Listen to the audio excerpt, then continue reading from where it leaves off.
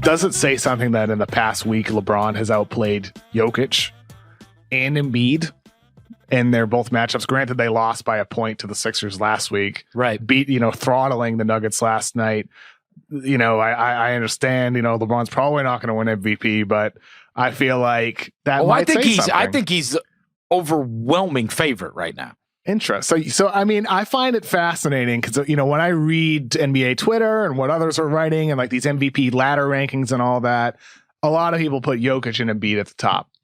And you're saying that LeBron should be the favorite for most valuable player. I think especially after last season, he made everybody feel stupid for not voting for him. As we talked about recently, that was a thing. That will play a factor, you're saying. He said after the season, I don't really know what we're looking at. I don't know. Remember, obviously. I'll tell you what, Chris. A couple of weeks ago, I kind of pushed back saying, probably be Embiid or Jokic.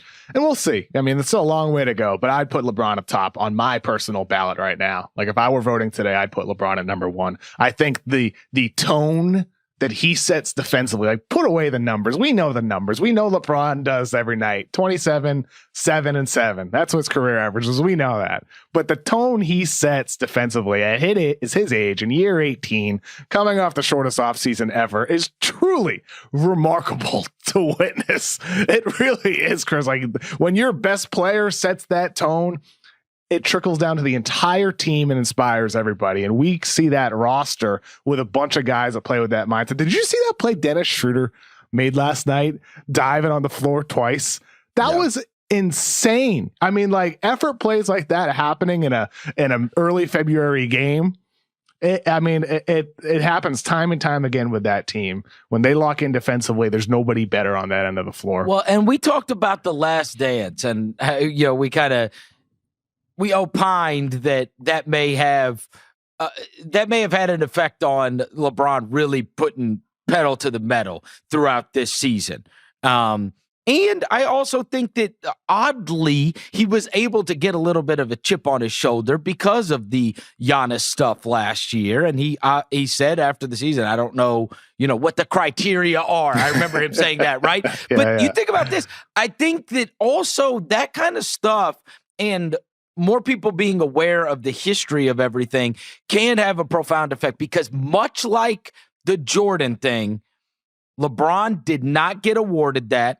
He went on, he led a team to victory in the NBA Finals. He won another title. He's the one there at the end holding that trophy. And there's people saying he's still the best player in our league. And so they think about this through a historical context more so because we saw Karl Malone win an MVP and then he gets vanquished, and Charles Barkley wins an MVP and then he gets vanquished. And we saw that happen with Jordan. I mean, LeBron he's only won that award 4 times. You're talking 17 years of greatness. And the last time he won it was 13. He won it in 2009. He won it in 2010. He won it in 12 and he won it in 13. I mean, that's 8 years ago. It was the last time LeBron James was named MVP of the league. And I think that's part of it, that's just human nature for there to be an attempt to make some kind of course correction. Sure. You know what? I've had execs, and including 2 general managers from rival teams like LeBron has, had good battles with during the regular season or playoffs within the past, tell me that they think LeBron should have like 10 MVPs. Like that I'm serious. Like that they don't get the media always trying to find somebody else. Yep. And I've told this story before, but the year Harden won MVP, I had a GM on the phone tell me, he's like, I get the numbers, I get the offensive impact, I get everything Harden does. He said, but what media and fans don't consider enough when it comes to the term MVP, most valuable player, is how does this player impact his team in terms of chemistry, in terms of leadership, in terms of example. And he went into this long, rant about how LeBron is better than anybody at that, and how not only his accomplishments on the floor are enough to put him in the conversation for MVP, but everything else he does for that team. elevates him to an even higher level. And he also mentioned, like, in the regular season, he's also not always going full throttle because he knows he's going until June, to a finals. That's right. And you know what, man? It's amazing. Like, if you had executives vote, I would be willing to bet that LeBron would have more than 4 MVPs if execs voted. Because and one reason why is because I think they have felt the pain of what he takes from you more than anybody else when they're on the other side of that, because he just takes it every year, year in, year out. He just takes what you're hoping to win and achieve away. And they feel that, and they see that, and they know that, and they experience it. And ultimately, you could be right, Chris. This could be the year of course correction where LeBron is awarded an MVP in year 18, which is remarkable. And by the way, because that becomes a great story too, right? A guy winning an MVP 18 years into his career that's crazy. It's insanity. It really is remarkable. I mean, I know, like, on today's show, we're going to talk about some guys that we feel like aren't talked about enough.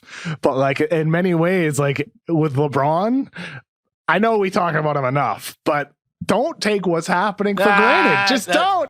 Hey, LeBron, Frank opened his presser by congratulating you on passing Wilt for the all-time field goals made list. And I think the number is 12,691.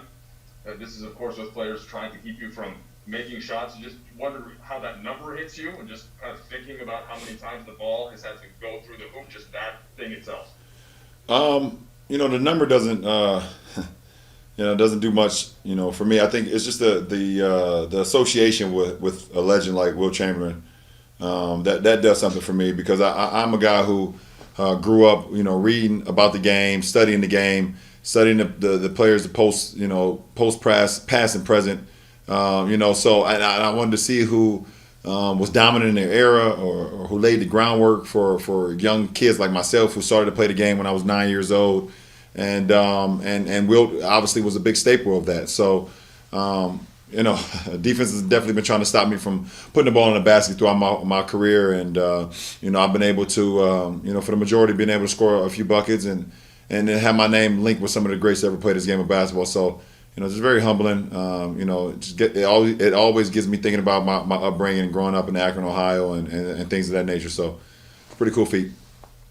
You've also spoken about, wanting to take out any weaknesses in your game and the evolution, and thinking about the field goals made earlier in your career, probably more at the rim. You're still scoring at the rim, but to add the three-pointer to this degree, to be shooting over 40% at this point of the season, how does that hit you as that point of pride for the career? I've never put a ceiling on my ability to continue to get better, and I've always had a growth mindset on how I can get better with my game. And I wasn't too fond of the short off season because I didn't really get an opportunity to kind of dissect, a part of my game where I wanted to get better at. But, I use the time, wisely, and, mostly for my body, mostly for my mind, with the short off season, but also, just, come back a better player. And I feel like I'm a better player than I was last year. I feel like, I can, beat the defense at any facet once I cross half court. I think it's just it makes our team that much better when I can improve, and I feel like I've improved my game. Okay. LeBron, you said obviously that scoring mark tonight, but your passing seemed to change the game somewhat in the third quarter. When you're doing it against a guy like Jokic, who gets so much credit for that, rightfully so, you've credited his passing in the past. Is there any game within a game? Is there any satisfaction in having impressive passes against a guy who's known for doing the same thing? No, I think my job is to put the ball on time and on target, and not turn the ball over. I know I'm going to have some turnovers, but for the majority, put the ball on time, on target to my guys, either for layups, for threes, for dives, for cuts. And that's my job, and I would probably say it's the same for Joker as well. We do take chances that a lot of people in our league don't take, but we have the ability to connect on a lot of those things. So we take those chances, and the best thing about it is we have some really good receivers, and our receivers run their routes, and we just try to put it there where they can catch it and not the defender. So that's what it comes down to. Kyle? Yeah, LeBron. There were some defensive effort plays that really stood out, like Dennis doing the double dive for the loose ball and forcing the play clock violation, and Kuz coming back blocking Michael Porter Jr. from behind. I'm wondering, did those plays make a difference in sparking the team, especially as you guys started getting more stops on defense and locking down that third quarter? Absolutely. I mean, you just said it best. I mean, we hang our hats on our defense. We're the number one defensive team in the league, and we want to continue that. That's what we hang our hats. When we're playing well, we defend it. We're flying around. We helping one another. You just said to see Menace dive on, for a loose ball twice in the same possession. You've seen Kuz come back into the fray and get a charge on Jermichael Green. Also get a block shot on Monty Morris coming back into play. Guys were just flying around. I thought our bigs did a great job on Joker tonight, just trying to keep a body in front of him, make him take some tough shots. And our guards did a hell of a job too on Murray, even though he hit some tough shots, but just trying to keep a body in front of him. And we all just try to do our part. We all try to do our part, work on the string. It's 5 guys on the floor, and we try to work together. And when we do that, we're very, very good. Last 3 here, Dan. Hey, LeBron. Kind of two sort of quick ones, maybe. We'll see. I guess that's up to you. The first question is, there's going to be an All-Star game, and I'm just kind of curious as to your sort of level of interest/excitement about that. And then, on a totally different note, you talked about not having a ceiling for yourself, and you said it a few times. What's there still left to do? What's there still, where do you want to get better still as you continue to play? Well, I'll answer the second question first. For me, for my game, I don't really put a list together. I kind of break it down after the season, see, okay, where was I less efficient at? Where can I be more efficient at? And I just, like I said, I've said it over and over. I don't try to put a ceiling on my game. How ways I can improve: ball handling, free throw shooting, 3-point shooting, low post posting, front back to the basket, face up, mid range, coast to coast, things of that nature. Just things that will always keep defenses, off balance. How do we try to stop them? And for me, I feel like if I'm the most complete player I can be, then it makes our team even more dynamic. So, that's just my thinking. To their second question, I have zero energy and zero excitement about an All-Star game this year. I don't even understand why we're having an All-Star game, but it's the agreement that the Players Association and the league came about. Short off season for myself and my teammates was 71 days. And then coming to this season, we were told that we were not having an All-Star game, so we had a nice little break.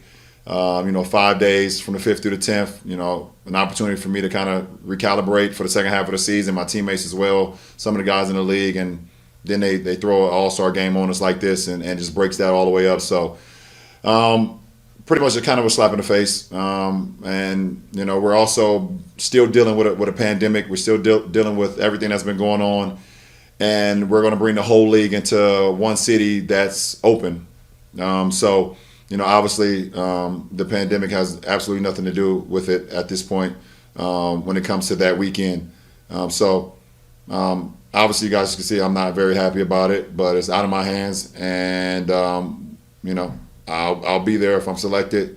But I'll be there physically, but not mentally. Okay, last 2. Bill? LeBron, you guys, sorry, it's so hard to pivot. Your mustache is great, man. I tell you, got the whole Burt Reynolds thing going on, Bill, right now, man. It's not the whole Burt Reynolds thing, but I appreciate it. You guys get, I think, often just kind of cast as being a great team because you have such great top end talent with you and AD.